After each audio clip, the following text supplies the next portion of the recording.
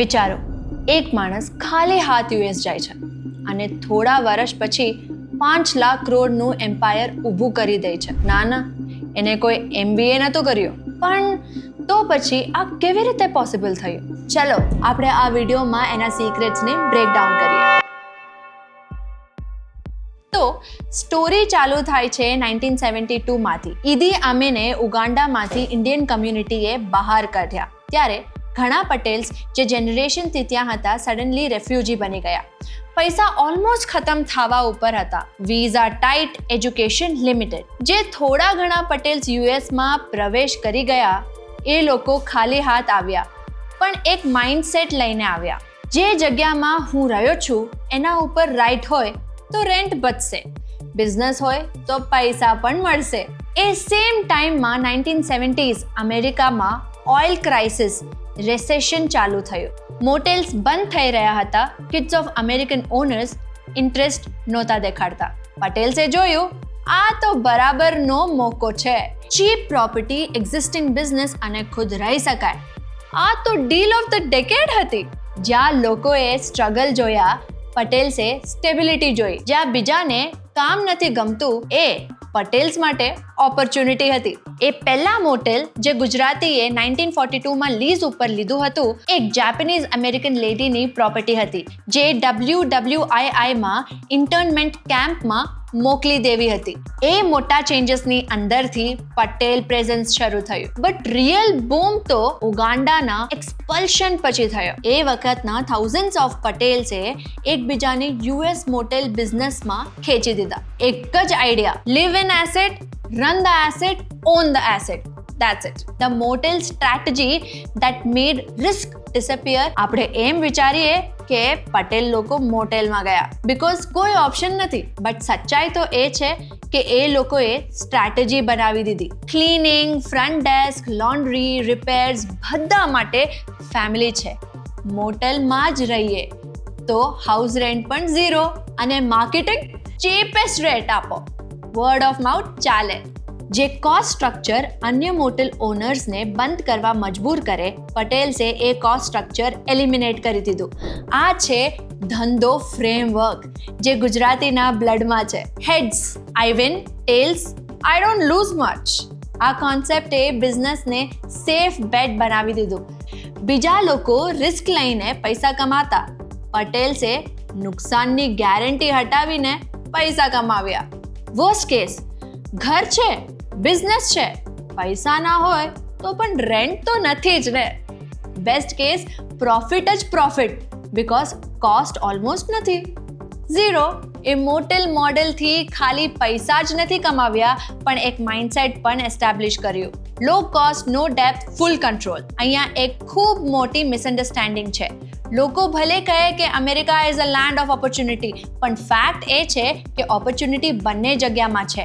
Difference એ છે કે system કેવી રીતે કામ કરે છે. ઇન્ડિયામાં તમે જે ઓન્ટરપ્રિન્યોર બનવા જશો તો પહેલાં permission, licence, bureaucracy, cash system, landlord, politics, bank લોનની ગેરંટી બધું મુકાશે તમારા રસ્તામાં. પણ અમેરિકામાં ત્યાં કોઈ પૂછશે નહીં તમારું સરનેમ શું છે કે તમારું ઇંગ્લિશ ફ્લુએન્ટ છે કે નહીં. ત્યાં બેંકને ખાલી એ જ જોવું છે આ પ્રોપર્ટીની વેલ્યુ છે, કેશ ફ્લો છે અને તમે જ કામ કરો છો. ગુજરાતમાં તો લેન્ડની ફાઇટ ચાલુ હતી. ઘરે પૈસા હોય તો પણ ઓપોર્ચ્યુનિટી લિમિટેડ. પણ અમેરિકામાં જ્યાં ઘર ખાલી પડે છે, તમે કામ કરો, પૈસા કમાઓ અને પ્રોપર્ટીના ઓનર બની જાઓ.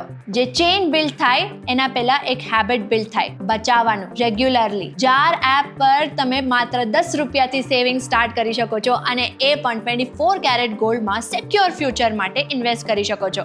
જાર એપ એકદમ સેફ, સિમ્પલ અને સ્માર્ટ છે, તો આજે જ ડાઉનલોડ કરી લો જાર એપ. હવે ચલો બેક ટુ ટોપિક. આ બિઝનેસ મોડેલ વેન્ચર ફંડિંગથી નહીં પર વિશ્વાસ ફંડિંગથી ચાલુ થયો. એક પટેલે મોટેલ ખરીદી, એ જ પોતાના રિલેટિવ્સને બી ખેંચી આવ્યો. No broker, no ad, no bank consultants, just WhatsApp level trust. તું આજે આવી જા, હું તારી મદદ કરીશ. તારી જીતમાં મારી જીત છે. ઇમેજિન કરો એક નેટવર્ક જ્યાં પૈસા રોટેટ થાય છે વિધિન સર્કલ, પ્રેસ સર્ક્યુલેટ થાય છે વિધાઉટ લોયર અને પ્લે બુક શેર થાય છે વિધાઉટ હેઝિટેશન, અને એ સિસ્ટમ કોમ્પાઉન્ડ થાય છે એક મોટેલથી 2 થી 4, એક ફેમિલીથી 10 ફેમિલી, એક સ્ટેટથી એન્ટાયર યુએસ મેપ પર પટેલ હોટેલ્સ. આપણે ટેક વર્લ્ડમાં નેટવર્ક એફેક્ટ્સની વાત કરીએ છીએ. પટેલ્સે મોટેલ બિઝનેસમાં નેટવર્ક એફેક્ટ બિલ્ડ કરી નાખ્યો. અને પછી franchise companies, motel 6, days inn, super 8 એ પણ સમજી ગયા કે Patel name is equal to success. બ્રાન્ડની વેલ્યુથી વધારે પટેલની એફિશિયન્સી વેલ્યુએબલ હતી. 24/7 રિસેપ્શનિસ્ટ, સાફ રૂમ, ટાઈમ પર બ્રેકફાસ્ટ, આહા.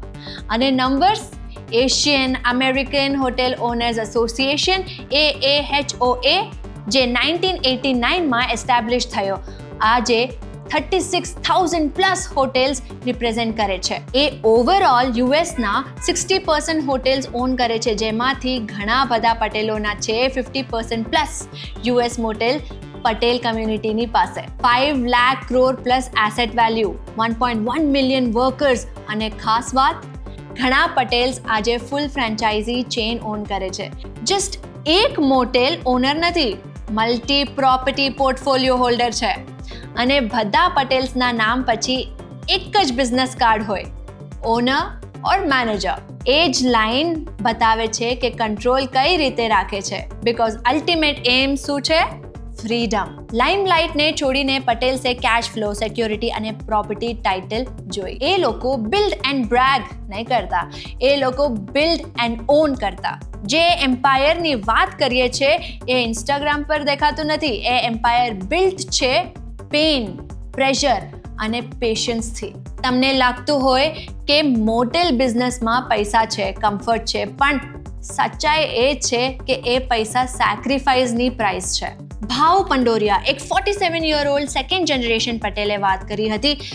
મારા પપ્પા નાઇટમાં કામ કરતા, મમ્મી રોજ બધા રૂમ્સ ક્લીન કરતી. મને યાદ છે મારા વીકેન્ડનો મતલબ હતો બાથરૂમ વોશ કરવું. પહેલાં કામ પૂરું કરો અને પછી તો જો ગેસ્ટ બેલ વગાડે તો બધું બંધ કરીને સર્વિસ આપવું પડતું. એ બિઝનેસ નહીં, એ વે ઓફ લાઈફ હતું. પટેલ્સે એમ્પાયર તો બનાવી નાખ્યું, પણ એના અંદર ઇમોશનલ આઇસોલેશન, કલ્ચરલ ગેપ અને લેંગ્વેજ સ્ટ્રગલ્સને ટોલરેટ કરવું પડતું. ગેસ્ટ એક્સેન્ટની મજા લે, લોકલ કમ્યુનિટી અલોફ રહે, કિડ્સ સ્કૂલમાં આઉટસાઇડર લાગે, પણ પટેલ્સને કાંઈ ફરક ના પડતો.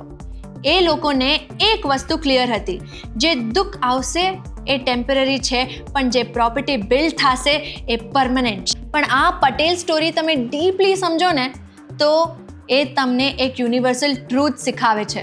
સક્સેસ તમે કેવી રીતે બિલ્ડ કરો છો એના ઉપર નહીં, તમે ક્યાં લોસ ના કરો એના ઉપર છે.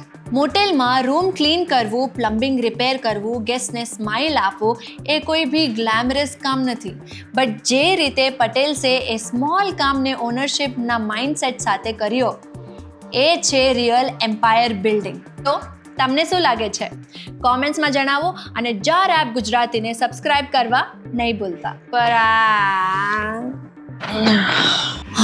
શીખાવે છે. તમને શું લાગે છે? કોમેન્ટમાં બતાવો. દીપક